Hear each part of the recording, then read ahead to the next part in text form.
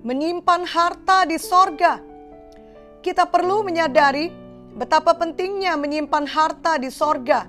Karena di mana harta kita berada, di situ juga hati kita berada. Jika kita mengumpulkan harta di dunia ini saja, maka berarti hati kita adalah untuk di dunia ini.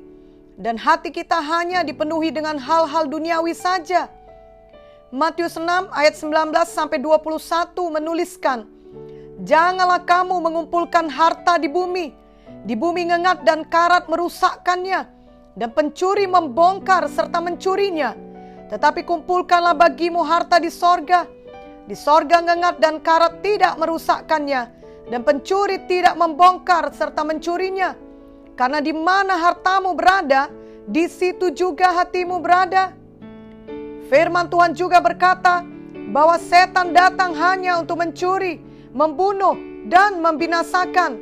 Tetapi Tuhan Yesus datang untuk memberi kita hidup, dan kita mempunyainya dalam segala kelimpahan.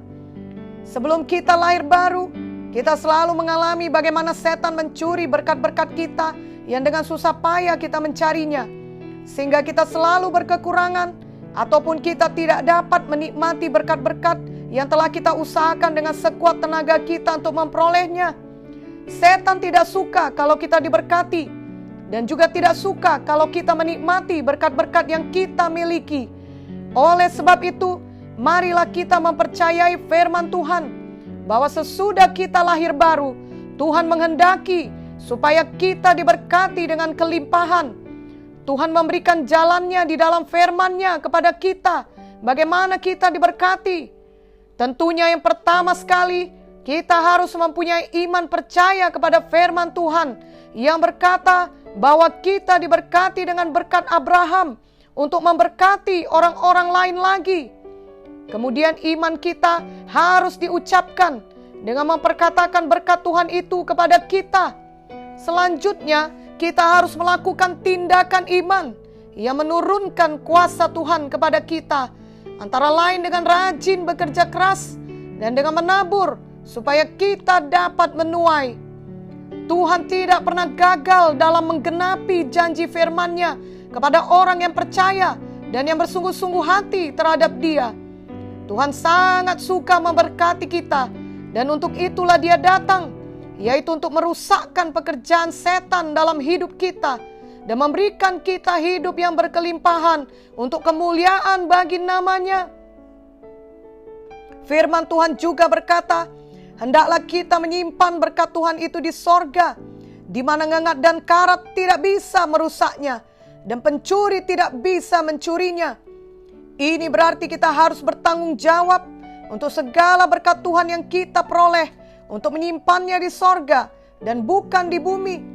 Bukan untuk kepentingan kita sendiri saja, dan bukan untuk menimbun harta di bumi ini. Bagaimanakah kita menyimpannya di sorga?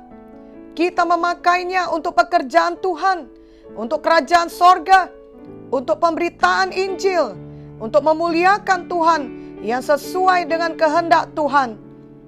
Jika hanya untuk di dunia ini saja kita berharap, maka kitalah orang yang paling malang. Ini tertulis di 1 Korintus 15 ayat 19. Tetapi jika kita memakai seluruh berkat Tuhan dengan menyimpannya di sorga, maka kita akan memiliki harta yang kekal di sorga untuk selama-lamanya. Ada kisah mengenai seorang anak Tuhan yang memberikan persembahannya kepada pekerjaan Tuhan, dan kemudian berkata kepada persembahannya, "Aku akan melihatmu kembali di sorga yang kekal." Teman-temannya menertawakan dia dan berkata, "Bagaimana mungkin uang yang sudah kau berikan itu dapat kau lihat kembali di sorga?" Ternyata uang yang telah diberikannya itu telah dipakai oleh gereja untuk membayar tagihan listrik rumah Tuhan.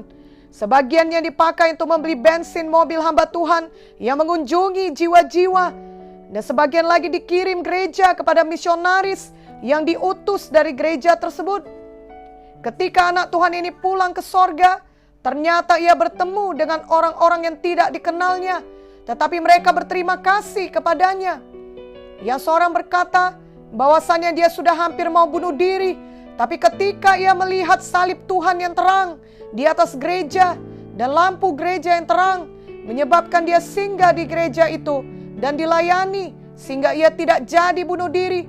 Bahkan dia menjadi anak Tuhan, dan sekarang dia sudah berada di sorga. Dia juga bertemu dengan seorang lain lagi yang berkata, "Terima kasih oleh karena pemberianmu telah membuat Bapak Pendeta dapat memakai mobilnya untuk mengunjungi saya. Ketika itu saya belum lahir baru dan hidup saya berantakan. Tetapi oleh pelayanan Bapak Pendeta itu saya lahir baru dan hidup saya berubah. Sekarang saya ada di sorga." Kemudian seorang lagi yang dari bangsa lain berkata kepadanya, "Pemberianmu kepada misionaris di negeri kami telah membuat banyak jiwa-jiwa di negeri kami selamat. Saya adalah salah seorang di antaranya. Terima kasih banyak oleh karena pemberianmu, maka saya ada di sini sekarang." Demikianlah anak Tuhan itu menyimpan hartanya di sorga, yaitu harta yang kekal, yang seorang pun tidak dapat mencuri berkatnya yang aman tersimpan di sorga. Berkat yang diterimanya di sorga itu berasal dari berkat Tuhan yang telah dipakainya di dunia ini untuk memberkati orang-orang lain. Terutama ia memberkati orang-orang lain dengan berkat yang kekal, yaitu keselamatan jiwa mereka dan kehidupan mereka yang berubah. Pemberian yang sudah dipakai sedemikian rupa menghasilkan hartanya yang kekal di sorga. Marilah kita semua percaya kepada firman Tuhan, yaitu kita semua diberkati Tuhan, dan berkat itu adalah untuk memberkati orang lain lagi. Ini berarti menyimpan harta yang kekal di sorga.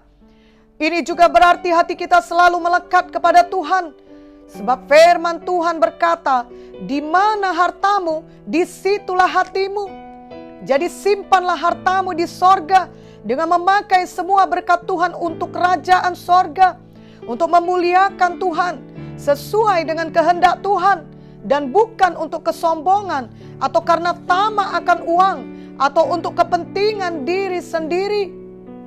Sebelum adanya pandemi COVID dan larangan bepergian, banyak orang bepergian atau traveling dari satu negara ke negara lainnya. Dan bila seseorang dari Indonesia mau pergi ke Eropa untuk tur liburan 14 hari, maka tentunya sebelum berangkat ke sana, ia akan mencari tahu apa saja yang perlu ia bawa ke sana. Ia akan mencari tahu bagaimana cuaca di sana, sehingga tahu pakaian apa yang sesuai untuk dibawa dan dipakai di sana. Bila ternyata saat ia ke Eropa adalah musim dingin, maka ia akan menyediakan baju musim dingin. Bila pada kenyataannya ia kemudian membawa baju yang biasa dipakainya sehari-hari di Indonesia, maka dapat dipastikan sepanjang trip liburannya di Eropa ia akan menderita kedinginan. Ia akan menyesal dan berkata, seandainya saja aku membawa baju yang tebal.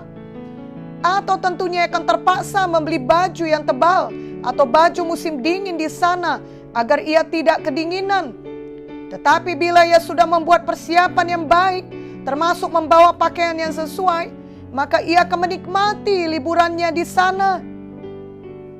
Kelak kita semua akan melakukan perjalanan jauh, lebih jauh daripada perjalanan kita dari Indonesia ke Eropa. Dan kali ini perjalanan tersebut adalah untuk selamanya. Sebagai anak-anak Tuhan, semua kita sedang dalam perjalanan ke sorga, ke Yerusalem baru. Biarlah sejak sekarang kita sudah melakukan persiapan yang terbaik, sehingga kelak ketika kita tiba di kekekalan, tidak ada penyesalan kita, dan kita tidak akan berkata, seandainya. Janganlah kiranya kelak kita berkata, seandainya aku lebih sungguh-sungguh melakukan firman, seandainya aku lebih fokus mengerjakan panggilanku daripada mengejar ketenaran dan teman-teman yang banyak, seandainya aku mengumpulkan lebih banyak harta yang kekal daripada harta di dunia, seandainya aku memakai waktuku lebih banyak untuk berdoa dan menceritakan tentang Yesus kepada orang lain. Matius 6 ayat 20-21 tadi jelas berkata, tetapi kumpulkanlah bagimu harta di sorga. Di sorga ngengat dan karat tidak merusakkannya, dan pencuri tidak membongkar serta mencurinya. Karena di mana hartamu berada, di situ juga hatimu berada. Biarlah hati kita fokus pada kekekalan, fokus kepada mengumpul harta kita di sorga. Itulah harta kita yang kekal selama-lamanya. Amin.